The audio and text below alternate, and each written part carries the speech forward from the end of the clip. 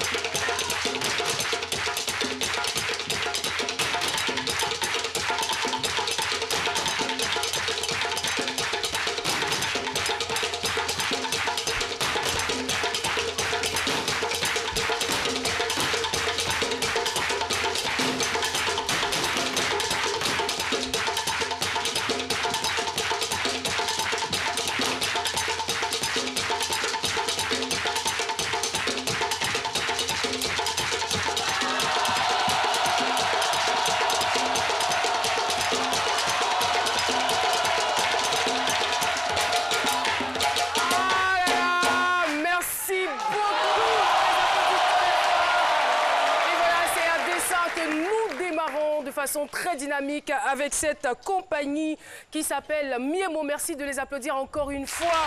Et sur ce plateau, nous recevons une représentante, Madame Légué-Gouana Chantal. Bonjour et bienvenue sur notre plateau. Okay, merci. Vous allez bien?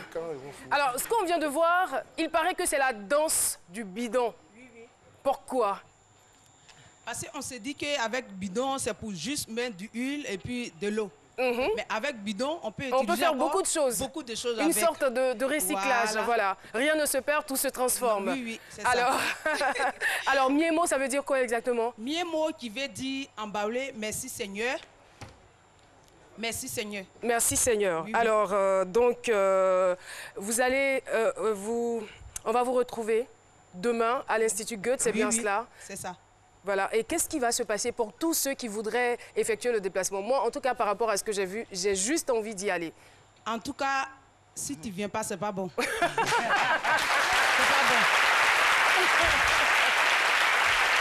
Qu'est-ce que vous allez nous présenter? Voilà. Parce que ici, il y a plusieurs ethnies qui sont ici. C'est cela. Donc, quand on dit voyage autour de la Côte d'Ivoire, dis-vous que ce n'est pas un petit boucan. Si tu es célibataire, tu es jeune fille, tu es célibataire, quand tu viens là-bas, tu reçois un mari.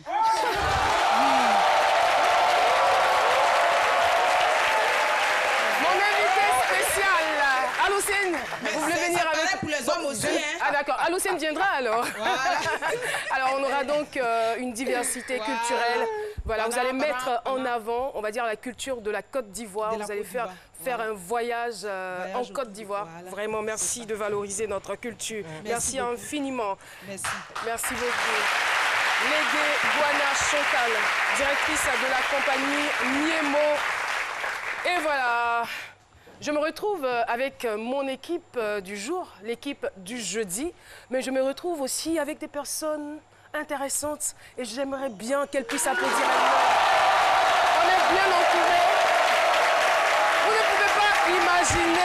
quel point nous sommes inspirés lorsque vous effectuez massivement le déplacement et lorsque vous applaudissez, vous nous communiquez des vibrations positives, tout simplement. En tout cas, merci d'être là. Et puis... un phénomène dont on ne parle pas beaucoup ces derniers temps, mais qui existe et qui ronge des familles. L'usure, désigne l'intérêt d'un prêt auto-abusif. On parle souvent de margouillat. Voilà, vous en avez déjà entendu parler. Rongé par la maladie et ruiné par les margouillats, mon père ne s'est jamais retrouvé. C'est donc le thème qu'on a retenu pour ce jour. Notre invité se nomme Aka Kouadio Joseph. On le retrouvera dans quelques petits instants. Je vous invite à découvrir son portrait. De son atelier de cordonnerie de Marcory-Romblay, ce jeune homme s'interroge constamment sur les circonstances de la perte brutale de son géniteur. Des questions qui restent sans réponse, mais qui trouvent leur fondement dans ce qu'il est devenu aujourd'hui. Lui, il se nomme Aka Kouadio Kofi Joseph. Il est né le 29 avril 1984 à Tanda, à l'est de la Côte d'Ivoire. Une région du pays qu'il a sillonnée avec son père instituteur, qui eut au total 15 enfants et 5 femmes. Une belle harmonie familiale qui malheureusement va s'essouffler en 2011 suite au décès du père de famille. Après plusieurs années, notre invité n'a pas fini de faire le deuil de la disparition de son père. Vous saurez la suite de son histoire avec Caroline sur le plateau de C'est Midi.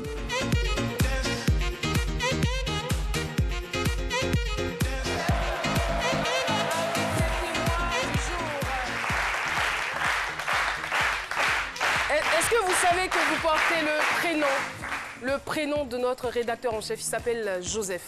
Ah bon? Bienvenue sur notre plateau. Merci Caroline. Alors, Aka Kouadio Joseph est notre invité. Je rappelle donc le thème, rongé par la maladie et ruiné par les margouillats. Mon père ne s'est jamais retrouvé. Docteur Philo, je ne sais pas si avec votre coiffure, vous aurez la même dextérité habituelle, mais je vous sais quand même très polyvalent. On vous retrouve tout de suite pour ce thème. C'est mon avis, avec Docteur Philo. Merci. Je veux d'abord dire merci à la compagnie Miemo. Je suis avec cette compagnie dont je fais partie de la chorégraphie, vous m'avez vu tout à l'heure. Voilà, ce qu'elle a oublié de dire, c'est qu'au-delà même des célibataires qui reviennent avec femmes, les hommes mariés, quand vous allez vous retourner avec une tisa. C'est tout... non, mais il faut satisfaire tout le monde. Il faut satisfaire tout le monde en faisant le tout. Non. Mais si célibataire, non, vous allez sortir. On n'est pas d'accord. On n'est pas d'accord. Bon, je retire ma parole. Les hommes mariés, vous repartez, vous revenez bredouille. Voilà, mais partez quand même. Merci à la compagnie. On sera là demain. Et puis bon, la danse avec les bidons, c'est différent d'une danse bidon. Donc revenons à nos escrocs. Voilà, pour revenir à nos escrocs. Bon, je dirais, c'est des escrocs. Franchement, moi, je ne serai pas trop truc avec eux. Voilà. Il faut aller trop au but. C'est des margouillats, on les connaît. Ils sont là devant les banques et tout. Loin pour moi, c'est-à-dire l'idée j'ai pas envie de créer d'incidents diplomatiques, mais on le connaît. Quand vous allez devant les banques, ils sont à boubou. Depuis que David Boubou allait dans la chaleur d'Arabe, c'est quelle est tu t'as fait quoi dans la banque? Ça veut dire que nous, fonctionnaires, au fait, il faut rappeler à nos parents que personne, c'est-à-dire s'il y a pas, parce que généralement on dit non, c'est la pauvreté qui fait, tout le monde ne peut pas être riche. Si tout le monde était riche, il n'allait pas avoir de riches. C'est très philosophique. Si tout le monde était riche, il n'allait pas avoir de riches. Tout le monde était pauvre, il n'allait pas avoir de pauvres. Donc il faut des gens. Ces margouillats-là, nos parents, il y a tellement de choses. Ils n'ont même pas accès à leur carte bancaire parfois. C'est eux qui détiennent la carte bancaire de nos parents souvent. Généralement même, c'est les instituteurs, les enseignants. Et c'est vraiment un piège dans lequel il ne faut pas tomber, même quand le salaire n'est pas consistant. C'est un piège. Et le gars est là. Et puis le gars, il te fait un prêt de 200 000, tu dois rembourser à 400 000 francs. Et il te dit, bon, comme tu n'arrives pas à rembourser, moi-même je te prête ce que tu devais me rembourser. Est-ce que vous comprenez? C'est-à-dire dans le remboursement, il te prête encore dans le remboursement. C'est infini au fait. C'est juste. C'est-à-dire quand tu rentres dedans pour sortir, c'est difficile. C'est comme l'impression qu'on t'a lancé un sort. En fait, je vais dire que c'est comme la dette coloniale. Claire, je vais être clair. C'est comme la dette coloniale. Non. Je ne sais pas s'il faut dire que c'est la dette régionale, comme c'est des amis de la sous-région. On ne sait plus où vous voulez. Non. Parce que Magouilla, quand on dit là, c'est pas vers le nord. Nous, on a mangé Magouilla. Nous, on a pégué Magouilla, tête de Magouilla. Oui, nous sommes aussi là. Avec qui? Avec Aloussène, je suppose? Non, c'est un bébé. C'est un bébé. Et à notre époque, là, eux n'étaient pas là. Nous, on a mangé les Magouilla, les têtes de Magouilla. On prenait ça même. C'était comme sous forme d'appât sentimental. On prenait peut-être la poudre là. Quand une fille finit du nez, on met là, la salatine, elle vient. Nous, on a fait ça. C'est la chaîne qui rassemble. Et quand on se dit avec nous, on a fait ça. On a fait ça. Non, nous sommes sur la RTI, c'est la chaîne qui rassemble. Et pour se rassembler, il faut se dire la vérité. Nous, on a fait ça. Et le Marguya, c'est massacré. Voilà, c'est tout. C'est une sorte d'appât. Et le Marguya, c'est quelque chose. Je veux dire, c'est une dette. Je veux dire que c'est une dette coloniale. Et ces Marguya qu'on a mangé, surtout qu'on les a maltraités à notre part, aujourd'hui, ils se transforment en humains pour venir nous ruiner. En fait, c'est eux qui sont là, en fait. Okay. Donc, ils sont en train de changer à nous. Mais faisons très, très attention. Parce que, en toute chose, c'est le début. On connaît le début, on ne connaît pas la fin. Une fois que tu rentres dedans, là, c'est fini. C'est fini. Nos parents au plateau, ils sont assis dans les jardins publics. Tu as l'impression qu'il a train de monologuer. C'est un poète. C'est pas un poète, hein. Il a trop de problèmes. Merci. Merci beaucoup, Dr Philo. Et de ce pas, nous allons à la rencontre de notre très cher ami Chris Paterne Assemian. Salut Chris. Le micro-trottoir avec Chris Paterne Assemian. Salut Caroline, encore une fois, je suis très heureux de vous retrouver dans le cadre du micro-trottoir de ce midi. Et la question de ce midi est la suivante. Avez-vous déjà entendu parler des Margouillas? Je vous propose quelques réactions dans cet élément. Quand tu prends un prêt avec eux, tu vas payer triplement, milliement même souvent. Parce qu'ils prennent ta carte de crédit et c'est pas facile. Pour t'en sortir, moi j'ai un ami instituteur actuellement qui est dans ces cordes-là, c'est pas facile pour lui. C'est-à-dire qu'ils ont ta carte de crédit, ils ont ton numéro de compte. Dès qu'un virement est fait, ils sont les premiers à prendre ce qu'ils veulent. Donc comme tu es endetté, à chaque fois tu es obligé de prendre des prêts avec eux pour pouvoir t'en sortir un peu. Donc tu es toujours enfoncé dans les problèmes. Ce n'est pas une bonne pratique parce que très souvent quand ils donnent, je prends un exemple, hein. Si vous avez besoin peut-être de 100 000 et qu'ils viennent vous donner, vous partez les voir pour qu'ils puissent vous remettre les 100 000. Quand ils vous donnent 100 000, vous devez rembourser à hauteur de 200 000 ou peut-être 250 000. Il y en a d'autres même qui bloquent les cartes de banque de certaines personnes et ça, c'est pas bon. Un vieux, imagine, il est quitté à la banque. Il sort du banque net, tu lui dis tonton, voilà ça, papa, voilà ça, tu prends son argent, tu fais ça. C'est pas bon. Voilà, si tu fais ça, il faut arrêter de faire. Je vous dis en même temps, vous les Margouillas, arrêtez de faire ces conneries-là. Voilà, parce que les parents cherchent beaucoup d'argent. Moi, comme ça, tu ne peux pas faire ça. Merci beaucoup. Voilà, nous sommes de retour sur le plateau de ce midi, rongé par la maladie et ruiné par les Margouillas. Mon père ne s'est jamais retrouvé. Cette phrase est de Aka Kouadio Joseph. Encore une fois, bienvenue sur notre plateau. Il faut dire que vous êtes titulaire dans BPC et aujourd'hui, vous êtes cordonnier. C'est le métier, je dirais, que vous avez choisi par dépit, n'est-ce pas, à cause de la situation de votre papa qui s'est dégradée au fur et à mesure. On y reviendra. Mais j'ai bien envie de savoir si c'est un métier que vous avez appris finalement à aimer. Merci Caroline. Je vous en prie. Merci à toute l'équipe de samedi. Pour revenir à votre question, je voulais dire que c'est un métier que j'ai appris à aimer au fur du temps. Parce que je fais que le métier s'est imposé à moi. J'étais obligé d'exercer ce métier pour pouvoir survivre, comme je dis. Donc, j'ai appris à aimer ce métier. Le mot n'est pas trop fort, survivre? Je ne suis pas trop fort. C'est bon, parce qu'il faut faire quelque chose pour survivre. Voilà. Et c'est à partir de ce métier de cordonnier que vous avez poursuivi vos études jusqu'à l'obtention du BEPC? C'est ça. C'est cela? C'est ça. Voilà. Et qu'en est-il aujourd'hui de vos frères et sœurs, les autres? Parce que vous êtes issus d'une famille de 15 enfants. Oui. Voilà. Et puis mes frères et sœurs sont là, je ne sais pas très bien. Je vais faire un coucou d'ailleurs. D'accord. Alors, chacun de nous essaie de se battre à sa manière. Voilà, parce que arrivé un moment, c'était vraiment compliqué, comme je vous l'ai dit. Et chacun de nous se bat à sa manière. Voilà. Donc, et votre père, il était instituteur? Il était instituteur, oui. Un instituteur qui se retrouve avec 15 enfants et avec 5 femmes différentes, je dirais. Oui. Quelle était donc l'ambiance à la maison? À la maison, l'ambiance était très, très, très bonne. Parce que mon père était un père vraiment exemplaire.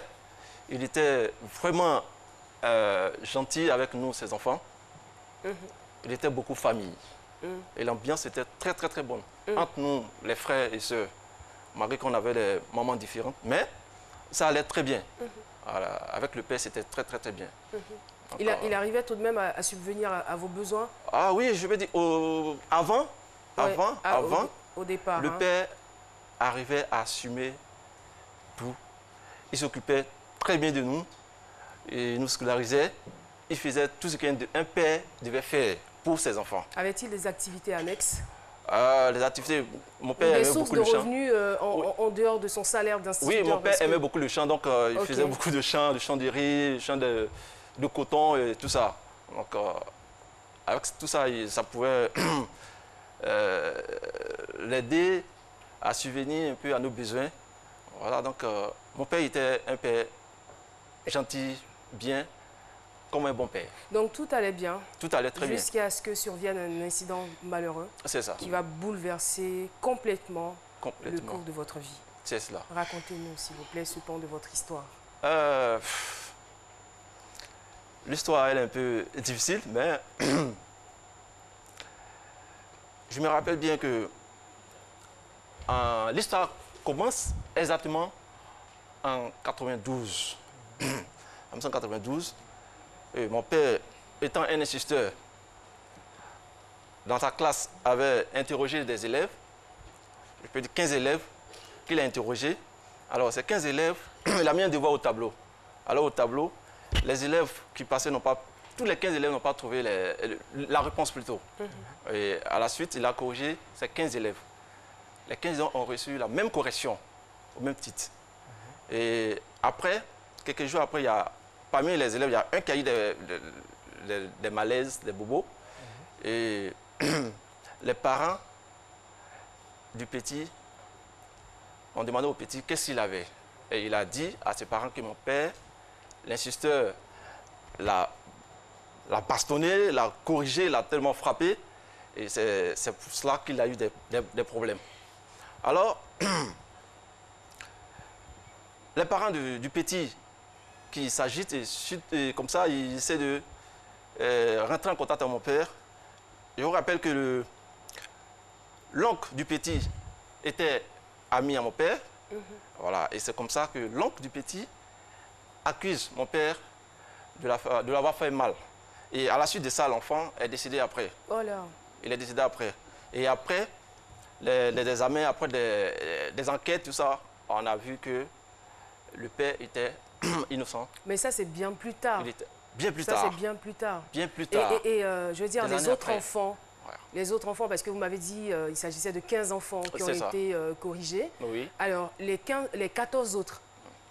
Les 14 n'ont rien eu. N'ont rien eu. Ils n'ont rien eu. Donc, ce n'est pas forcément, en fait, qui est lié, on va dire, à la correction donnée par votre père. C'est ça.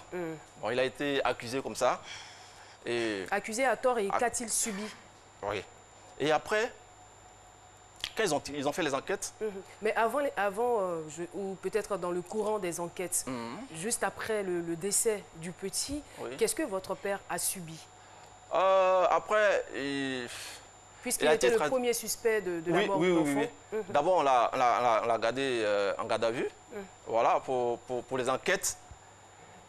À chaque fois, quand il partait, souvent, les gars venaient le chercher chez lui à la maison pour des enquêtes et tout ça. Voilà, vraiment, ça a duré. Et après, il y a eu des dettes.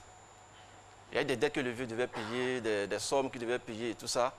Et le vieux était vraiment des sommes qu'il devait reverser à qui exactement? Aux parents de l'enfant. Aux parents de l'enfant. Parce qu'au début, on ne savait pas que c'était pas le père qui était à la base de ce problème-là. Voilà. C'était pour les soins, en fait. Comment? C'était pour les soins du petit. Non, le petit était décédé. Donc il versait la somme pourquoi là? La somme, je suppose, peut-être pour les obsèques, oui, pour les obsèques, pour dédommager les parents. C'est ça. On sait comment ça fonctionne généralement. C'est ça. Donc c'est comme ça que, après mon père se retrouve une fois à la banque. Il arrive à la banque, soi-disant, pour aller prendre de l'argent, pour régler ses problèmes. Et il arrive, il y a des groupes qui l'accueillent et qui lui proposent de lui donner un prêt. Voilà. Et c'est comme ça qu'il s'entend avec ces derniers-là. Et les gars lui donnent un prêt qu'il devait rembourser après avec des intérêts. Voilà. Et Et après, je pense que c'est comment dirais-je, le circuit des magouillas. Voilà. Donc quand on lui donne les prêts, après, il paye, mais arrivé au moment, il n'arrivait plus à payer, hein, ses dettes. Donc au fur et à mesure, ses dettes augmentaient. Allez-y. Ses dettes augmentaient jusqu'à ce que mon père soit vraiment épuisé, ruiné, je peux le dire. Voilà. En ce moment, vous n'étiez qu'un enfant. Oui. Alors, je veux savoir, à quel moment vous avez commencé à sentir que ça n'allait plus chez papa? Je peux dire que c'est quand je suis arrivé en classe de 6e. En classe de 6e, et là, je devais quitter le père pour aller fréquenter à Bonguanou, précisément dans un collège qu'on appelle Oufou-Fété. Voilà. Étant là-bas, je n'étais plus avec le père, avec les parents. Là-bas, il faut avoir un tuteur et tout ça. Et arrivé là-bas, d'abord, pour payer les frais de scolarité, c'était déjà compliqué. L'inscription, déjà, c'était déjà compliqué. Voilà. Donc, quand mon père fait l'inscription, que j'arrive au collège, là-bas, c'était compliqué parce que mon père n'a même pas payé mes fournitures. Il n'arrivait même pas à assurer le minimum. Oui, les fournitures, rien. Et j'arrive, moi-même, je me bats, je me démêle comme ça. Je vais au champ, suivre les gens pour aller au champ, pour aller faire, dans nos jardins, on appelle ça tréclé. Voilà, j'arrive pour pouvoir subvenir un peu à mes besoins. Mais en ce moment-là, qu'est-ce qui se passe dans votre tête d'adolescent? Qu'est-ce que vous dites? Je me posais un peu des questions, je me disais, mais parce que ce n'était pas dans ses habitudes. Je n'arrivais pas à comprendre pourquoi un instituteur, un fonctionnaire d'État, n'arrivait pas vraiment à s'occuper réellement de ses enfants, à scolariser ses enfants. Alors je me posais beaucoup de questions. Et ça vous rendait aussi triste, je suppose. Bien sûr, bien sûr. Et arrivé un moment, quand j'arrive en classe de 5e, je prends mon courage, je dis non, ça il faut que je demande à mon père réellement ce qui se passe. Parce que je ne pouvais plus supporter. Voilà, donc j'appelais mon père un soir et je lui ai posé la question. Papa, vous êtes un instituteur, un fonctionnaire. Ne soyez pas étonnés, les enfants d'instituteurs, généralement, ils vous voient, ils vous voient leur parents. Pourquoi est-ce que vous n'arrivez pas à assurer mes scolarités, papa? Mon père était vraiment... il ne voulait vraiment pas me dire quelque chose. Voilà. J'ai tellement insisté. Et à la fin, il m'a dit, mon fils, vraiment, excuse-moi, mais c'est pas de ma faute. J'ai été entraîné dans un système là, et c'est ce qui m'a amené jusqu'à là. Encore, mon père a essayé de me faire comprendre, mais moi je n'étais pas trop convaincu parce que je disais que vraiment c'était trop facile en fait. Voilà. Donc, c'est comme ça, l'idée est venue comme ça de me chercher, de me battre, de faire quelque chose de mes 10 doigts pour pouvoir être un peu indépendant hein, des parents, puisque connaissant déjà les difficultés du père, voilà, je voulais vraiment faire quelque chose. Et vos frères et sœurs étaient-ils informés, on va dire, de la situation dans laquelle se trouvait votre père? Les plus grands étaient informés. Les premiers étaient informés. Parce que moi, je suis le cinquième des enfants. Et ça a été quoi la répercussion sur toute la famille, en particulier les enfants? Les enfants, d'abord, la plupart de mes frères n'ont pas été scolarisés. Et puis, faut dire que le père n'a pas vraiment fait ce qu'il devait faire. Je voyais. Donc c'était compliqué, c'était difficile. Et là, chacun s'est cherché, comme on veut dire. Hein? Chacun s'est cherché. Et jusqu'à présent, je pense que ça continue de nous fatiguer, Jessica. Alors moi, je suis vraiment intéressée par le phénomène des margouillas parce que vous étiez très jeune à cette époque-là. À quel moment vous avez réellement compris qu'il s'agissait du phénomène des margouillas? Et est-ce que vous avez fait des recherches sur ce phénomène-là et que vous avez finalement compris? Et est-ce qu'aujourd'hui, vous rejetez la faute sur les margouillas ou sur votre père finalement? Je n'ai pas fait de recherche en tant que telle. Hein. Voilà, mais par les ont dit, je sais un peu comment est-ce que ce phénomène fonctionne. Je voyais.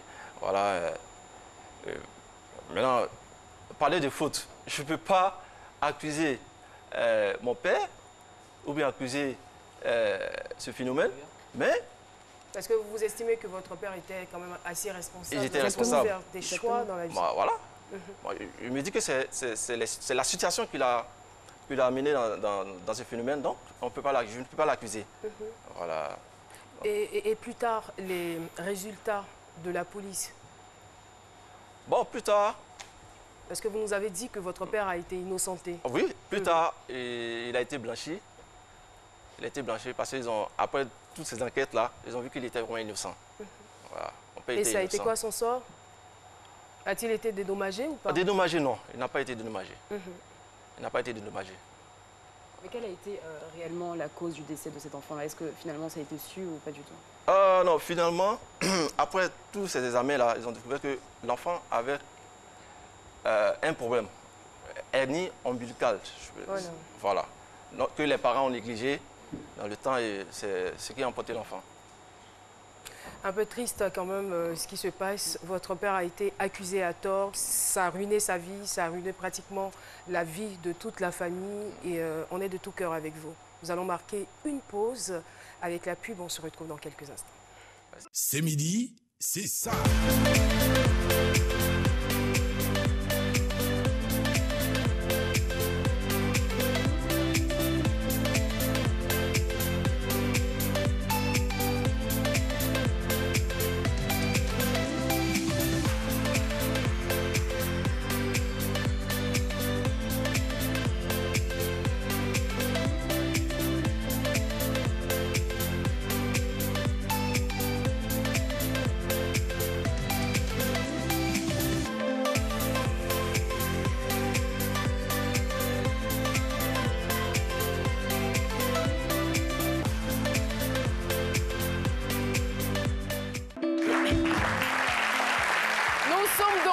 Sur le plateau de C'est midi avec un thème qui nous attriste un tout petit peu, mais cela nous permet de mettre quand même le doigt sur ce phénomène des margouillas. Et nous sommes en compagnie d'Aka Kouadio Kofi Joseph, qui est aujourd'hui cordonnier. Il a décidé de ne pas abandonner, voilà. Il a décidé donc de se battre pour réussir. Aka, on revient donc au témoignage. Je pense que le doyen voudra intervenir. Oui, oui. Nous vous écoutons. On n'a jamais assez parlé de ce fameux phénomène des magouillas. Le papa de notre invité a apparemment une raison qui l'a poussé dans les bras de ces magouillas. Mais ce n'est pas toujours le cas. Il y a des gens qui s'engagent, même pour des raisons de prestige, de consommation, de luxe, de tout. Mais attention, moyens, en fait. Attention. Je vais toujours, les conseils, on va toujours les donner, même s'ils n'appliquent pas, mais nous, on ne se fatigue pas de leur donner des conseils. Il faut apprendre à se contenter de ce qu'on a et à bien le gérer jusqu'à ce qu'on parvienne à l'accroître, sans chercher à s'endetter, sans chercher à vivre au-dessus de ses moyens. Car, tel un violent tourbillon, la spirale sans fin de nos désirs nous emporte loin des hommes avec grand H. Le Baoulé dit, Blain, Otobei, Yabedio. Il ne faut pas anticiper. La belle vie, on l'amène quand elle se présente. Il ne faut pas anticiper. Merci beaucoup, doyen. Merci. Oui,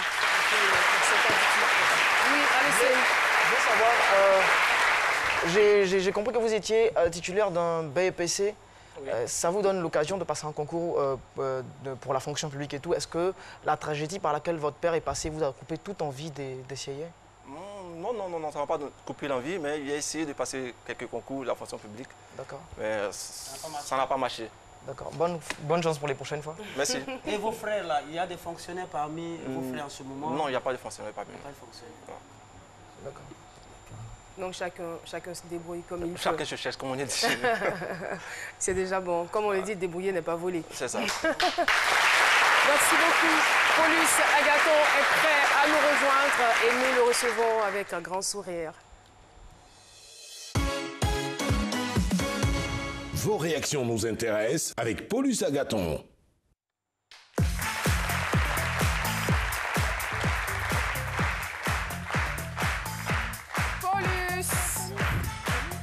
Bonjour Caroline. Bonjour Paulus. Bonjour à toutes, bonjour à tous. Merci pour vos différents messages sur la page Facebook C'est Midi. Si vous ne l'avez pas encore liké, c'est l'occasion de le faire.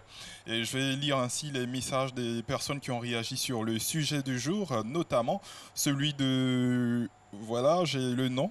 Zeba Abdul Karim Dosso, voilà. Il dit déjà courage et bonne guérison à votre père. Je profite pour dire à la population, voilà. Le père a décidé. Voilà, je profite pour dire à la population d'éviter les marguillards. C'est une sorte de mafia parce qu'une fois entre leurs griffes, on s'en sort malheureusement ruiné. Que Dieu vous aide pour la suite. On a ce message de Épiphane David Ephraim. Il dit il y a eu ce lot de circonstances malheureuses concernant votre père. Mais une fois qu'on entre dans le réseau des margouillas et qu'on n'arrive plus à éponger nos différentes dettes, est-ce qu'il y a une sorte de répression de ces derniers-là? J'ai pas bien compris ça. Alors, c'est-à-dire, puisque quand on prend les dettes, on n'arrive plus à les rembourser à un certain moment, donc on a toujours des dettes qu'on ne peut plus rembourser. Est-ce que ces derniers-là, il y a une sorte de répression, des représailles de leur part? Bien sûr, parce qu'il y a la pression, puis le stress, tout ça, ils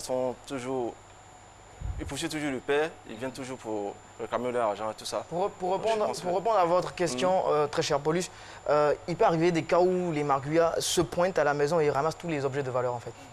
Pour dire tellement c'est... Sans huissier de justice. Sans huissier. Ouais. Ça a été le cas pour votre père?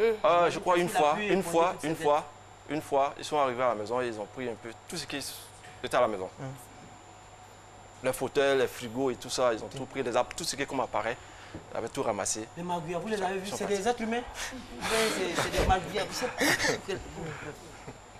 D'accord. Et quand c'est comme ça, c'est quoi la réaction des enfants? Ah, mais nous sommes étonnés, en pleurs. Nous sommes étonnés, nous pleurons. C'est triste. Franchement. C'est triste.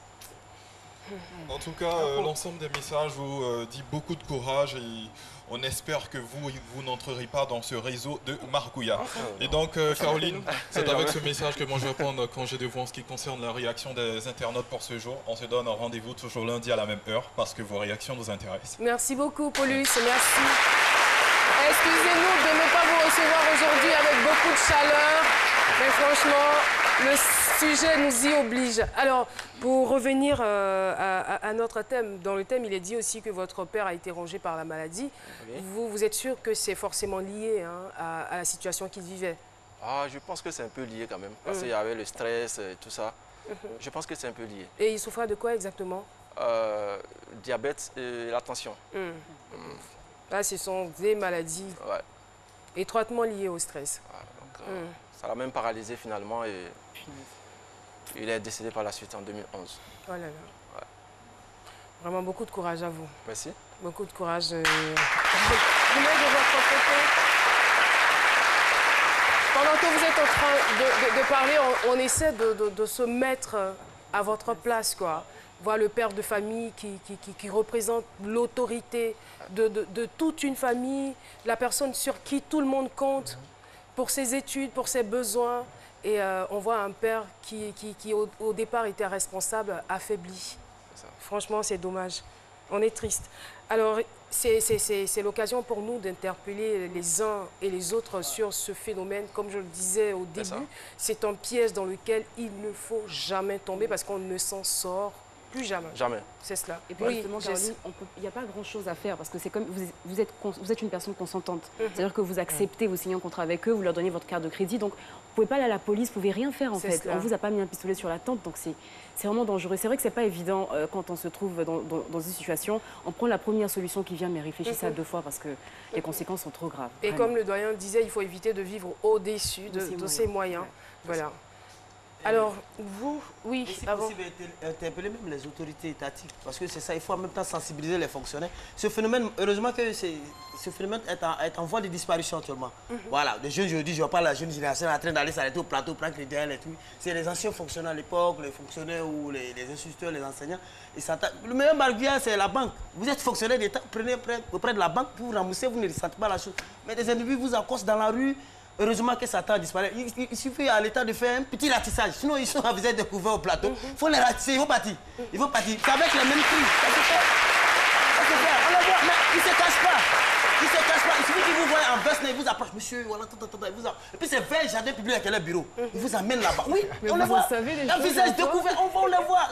L'État n'a qu'à faire quelque chose. Nos parents, ils quittent au village, ils viennent à Abidjan pour prendre son aïe là. Ils croisent quelqu'un qui a un veste là qui peut. Et puis c'est des. C'est ça, on comprend rien dans les Français. L'État fasse quelque chose, dis-moi, franchement. Et justement, moi, en ce qui concerne l'État, j'aimerais tout simplement faire un petit plaidoyer, voilà, pour la situation, on va dire, de nos fonctionnaires. Je pense que si les fonctionnaires ont des salaires conséquents, cela éviterait quand même qu'ils se tournent vers ce genre de fléau. Oui, mais voilà, parce que... je suis complètement d'accord, mais en même temps aussi, c'est-à-dire qu'il faut avoir une vie qui est proportionnelle à ton salaire. C'est clair, parce que tant que tu toucheras une somme et que ta vie sera... Je ne vais pas indexer certains hommes, mais je veux dire que quand vous touchez un salaire et que vous avez 150 enfants, c'est compliqué. Un enfant, ce sont des responsabilités, ce sont des dépenses au quotidien. Il faut faire attention aussi. Dans ce cas, dans son cas précis, on va dire, avec les 15 enfants, il arrivait à subvenir parce qu'il avait d'autres sources de revenus. Et le problème survient au moment où il s'allie au marguillat. Donc il faut faire très attention à ce niveau-là. Merci beaucoup pour ce témoignage. Je ne sais pas si vous avez un message à porter, sinon on va vous dire au revoir. J'ai un message à apporter. Je voulais dire aux jeunes gens de ne pas tomber dans la facilité. Quels que soient les problèmes, il faut être positif. Et c'est le cas pour moi. Quelles que soient les difficultés qu'il y a eu en famille, je suis resté positif. Je me suis donné un petit boulot, on me dit un job. La cordonnerie qui était mon job de vacances qui est aujourd'hui. Je peux dire mon activité principale. Alors j'appelle aux jeunes, je lance un appel aux jeunes de vraiment se battre, de se chercher comme on le dit, de ne pas surtout compter sur les parents. Voilà, on peut avoir des parents qui sont bien assis, mais toi-même, il faut chercher à faire quelque chose. Et tout parce qu'on ne sait jamais. Même quand on a des parents qui ont les moyens, tout peut s'écrouler du jour au lendemain, comme un château de cartes. Voilà. Mon activité, j'essaie d'agrandir, d'essayer d'aller encore plus de l'avant. En tout cas, nous, on vous souhaite d'être un bottier. Voilà. Merci. De ne pas vous limiter à l'entretien des chaussures, mais d'aller plus loin. Et surtout, le conseil que je peux vous donner, c'est d'avancer encore dans les études telles que vous avez commencé. Essayez, foncez, allez-y plus loin, passez des concours, sait-on jamais. Je pense que vous avez ce qu'il faut pour réussir dans la vie. Merci infiniment à Kouadio Joseph. Merci d'être passé sur notre plateau. Voilà, on aborde toutes sortes de sujets sur le plateau de ce midi. Et n'hésitez pas à nous appeler si vous avez une histoire intéressante au 22 01 00 00. 22 01 000. Alors, Jess Bomba. Jess Bomba. C'est moi. On vous retrouve tout de suite. Bon, la tristesse est passée, hein. Ça va les gars? Ouais les gars, bonjour. Parce que c'est midi. Et voilà, on retrouve Jessica Bomba pour sa chronique. C'est quoi ton job? Avec Jessica Bomba. Applaudissez un peu. Je ne sais pas pourquoi je passe toujours après des sujets aussi tristes. C'est compliqué. Alors aujourd'hui, on va parler d'un métier, comme on dit, débrouiller n'est pas voler, c'est ça exactement. Et c'est un métier qui est insolite, mais qui existe bel et bien. Pour toutes les personnes, en tout cas, qui aiment manger comme moi, je pense que c'est le métier idéal. Le métier de... Non, ne vous fiez pas aux apparences. Et ça, là, franchement. Le métier de goûteur, Caroline, est-ce que vous savez ce que c'est? Le métier de goûteur. Pourquoi vous avez dit ça existe? Le métier de goûteur et qui existait surtout à l'époque des rois. Parce que vous savez, quand on est roi, quand même, on a parfois des ennemis. Donc avant de manger, il faut quelqu'un qui goûte votre nourriture pour s'assurer que la nourriture n'est pas empoisonnée. Et ça continue encore aujourd'hui avec certains... Mais oui, écoutez, bah ouais, écoutez, tout le monde n'a pas le... Voilà. Si vous êtes par exemple un président ou un ministre ou vous occupez un poste assez sensible, vous avez beaucoup d'ennemis, on ne sait jamais. Et parfois les ennemis sont plus proches de nous qu'on peut l'imaginer. Donc vous avez une personne qui est juste à côté, qui goûte votre plat, pour savoir s'il n'est pas empoisonné. Mais j'espère que le poison, il ne fait pas effet 1 heure après, parce que sinon, après, c'est compliqué. Ah oui, c'est compliqué. Alors, aujourd'hui, en 2019, depuis quelques années, justement, il y a eu plusieurs dérivés de ce métier-là. Le premier, vous savez, dans l'industrie agroalimentaire, quand vous avez de la nourriture qui est vendue en grande surface, il faut des personnes qui testent, donc qui goûtent pour savoir si on doit rajouter un peu de sel, un peu de poivre et tout ça pour que ce soit bon, pour que vous puissiez acheter. Donc c'est un vrai métier à part entière. Et ensuite, vous avez les goûteurs d'eau. Par exemple, j'ai l'eau Assigné ici. Assigné, notre partenaire, big up d'ailleurs. Pour qu'on puisse trouver ce goût et qu'on se dise il faut le mettre en bouteille et qu'on se dise que finalement il va être vendeur, il faut des personnes qui testent cette eau. Donc cette eau acidique va être différente des autres eaux. Donc il y a quelqu'un qui est là pour goûter, pour se dire ah oui, il faut peut-être mettre un peu plus de ci, un peu plus de ça pour que ça fonctionne. Donc c'est un métier à part entière. Et d'ailleurs je lance un appel, s'il y a quelqu'un qui est goûteur dans ce pays, j'aimerais bien que vous me contactiez parce que j'aimerais bien entrer dans votre univers pour voir comment ça se passe parce que c'est un métier qui rapporte. Aujourd'hui, vous arrivez dans une entreprise, vous décidez par exemple de tester leur eau ou de tester du chocolat ou de tester du café pour que ça soit vendable. Eh bien, il y a des personnes qui sont là justement pour vous aider. On fait des études pour être goûteur? En fait, il faut avoir un palais. C'est-à-dire qu'il y a des personnes qui naturellement ont un palais qui est assez impressionnant. C'est pareil pour l'odorat, c'est pareil pour lui. Tu as des personnes qui ont une oreille musicale qui est impressionnante, c'est pareil pour l'odorat. C'est pareil aussi pour le goûteur. Il faut avoir un palais et puis il faut maîtriser le sujet. Par exemple, si vous êtes goûteur de chocolat, il faut que vous ayez un palais qui soit sensible au chocolat. Parce que le chocolat, il y a du noir, il y a du chocolat au lait, il y a du chocolat blanc. Donc il faut déjà aimer cela et puis avoir un palais juste excellent, quoi. Voilà. Donc je lance encore un appel. S'il y a un goûteur, n'hésitez pas à m'appeler. Il va avoir un devenir. Merci beaucoup. Merci Jessica Momba. Ça serait pas mal, hein, Dr Philo, le métier de goûteur. Ah, parce que c'est vous, chaque fois, qui goûtez les plats en premier ici sur le plateau. Vous pouvez en faire un métier. Hein. Moi, je préfère être dégustateur. Merci beaucoup. Merci beaucoup. Alors, nous allons recevoir un invité. Je vais vous demander de vous lever. Mais l'ambiance ne me sied pas trop. Vrai. Alors, celui que nous allons recevoir, c'est un jeune homme pétri de talent. En tout cas, c'est un jeune homme que j'aime beaucoup. Il est étudiant en Master 2, Mine et Énergie. Et Teenager, il a joué dans Teenager. C'était l'un des acteurs principaux. Les 3 saisons de Teenager. Je l'appelle affectueusement Joël à l'état civil. Il vient sans conflit. Ange, Eric. Ah là là. Très bon acteur. Voilà, il vient donc sur le plateau de ce midi pour nous parler de MTV Shuga à Babi.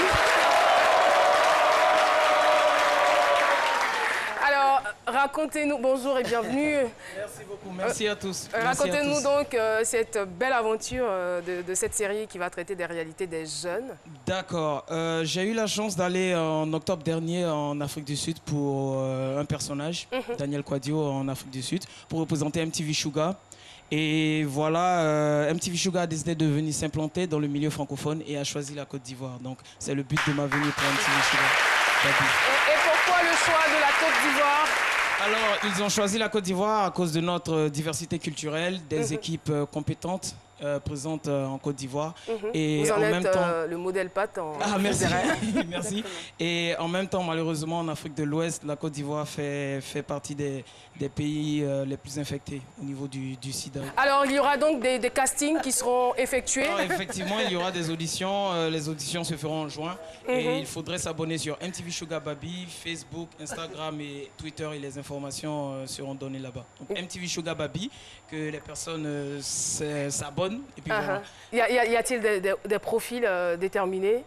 Pour l'instant, pas encore. Pas le encore, script est déjà là, mais voilà, que les personnes s'inscrivent et on les verra à l'audition. La partie du film où vous êtes étudiant en Master 2 de Mine et Énergie, là, ça me plaît trop.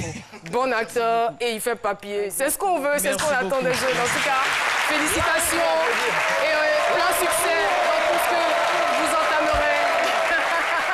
Justement, ça mérite des applaudissements. Merci infiniment. Aloussène Sidibé, on vous retrouve juste après la pub. Tous ceux qui ont profité, ils se sont abonnés. Toi aussi tu peux essayer, vraiment tu auras tout gagné, Joe. Le bonheur que tu cherches là, ça dépend de toi. Le bonus que tu cherches là, ça dépend de toi. L'internet que tu cherches là, ça dépend de toi. Tout ce que tu cherches là, ça dépend de toi. Ça est dans ta main. 2019, le choix vous appartient. Rejoignez le réseau Move et profitez. C'est innovant avec Aloussène Sidibé. Alors bonjour Kevin et mon animation, j'espère que vous allez bien. Moi je vais wauement bien. Alors il nous vient de Guédiawaye, c'est à Dakar au Sénégal. Et c'est un jeune homme qui nous propose une application très intuitive, une application très intéressante qui vous permettra de vendre, d'acheter, mais pas que. Il s'appelle Ibrahim Diop. Nangadef. Magnifique. Nangadef Aloussène, En fait, Nyata, c'est le mot le plus utilisé en Wolof. Ça signifie combien. D'accord. Par contre, l'application, elle est gratuite. Oui, pour nous dire que les Sénégalais aiment l'argent, mais pour cette fois, on offre gratuitement. C'est quoi les particularités de Nyata? En fait, Nyata, c'est une application pour vendre, acheter, mais aussi pour recycler. D'accord. Parce que nous voulons donner un peu de dynamisme au développement durable. Ça peut être intéressant, ça peut être véritablement intéressant pour les gens de la diaspora qui ont des produits qui ne s'en servent plus. Et donc, sur Nyata, si je comprends bien, ils peuvent les poster. Et si quelqu'un ici en Afrique ou en Côte d'Ivoire est intéressé, il fait juste la demande et peut-être qu'il s'occupe des prêts de port et tout, c'est ça? Effectivement. Maintenant, au-delà de ça, il y a des fonctionnalités que vous ajoutez que certaines autres plateformes de vente en ligne n'ont pas, comme le système de tracking du colis de chez le commerçant au client. Oui, en fait, sur Nyata, par exemple, si vous postez votre article et que on peut traquer là où vous êtes, et si vous êtes sur les livraisons, on peut traquer les livraisons à temps réel sur l'application. D'accord. En plus de ça, il y a un système de géolocalisation sur l'application de tous les commerces autour de vous. Ça, c'est très intéressant. Et aussi, il y a le système de chatbox. Ça veut dire quoi? C'est que vous êtes depuis chez vous, vous discutez directement depuis l'application Nyata avec le commerçant. Et lorsque vous êtes mis d'accord, il envoie un livreur chez vous, vous donnez votre colis. Alors, c'est une application à soutenir parce que c'est du Made in Africa. Allez télécharger sur Play Store, sur Apple Store, Nyata, N-I-A-A-N-A. Téléchargez au max. Vous rappelez que Nyata aussi, ça nous, ça veut dire Gawa. Non, c'est différent. Là, c'est différent. Si vous avez marre de vous prendre qu'on vous prenne pour un Gawa, téléchargez Nyata. Merci infiniment. Alors, cette école sensibilise présentement les futurs bacheliers pour une meilleure orientation dans les filières tertiaires et industrielles. Il s'agit bien sûr de l'Académie internationale des sciences et techniques du plateau. Merci de votre présence sur ce plateau. Niaison Blé, Anne-Marie est donc celle qui conduit la délégation. Salut. Nous, on n'oublie pas Golden Gate Transformation Academy, Dokui, Angré. Voilà. On n'a pas entendu. Et le fan club, c'est midi. Merci beaucoup. Vous l'avez deviné, l'émission est donc terminée. Nous avons été très heureux de vous la présenter. On se donne rendez-vous demain à partir de 12h pour la finale. Ben, ne ratez pas le journal télévisé de 13h. Bye bye.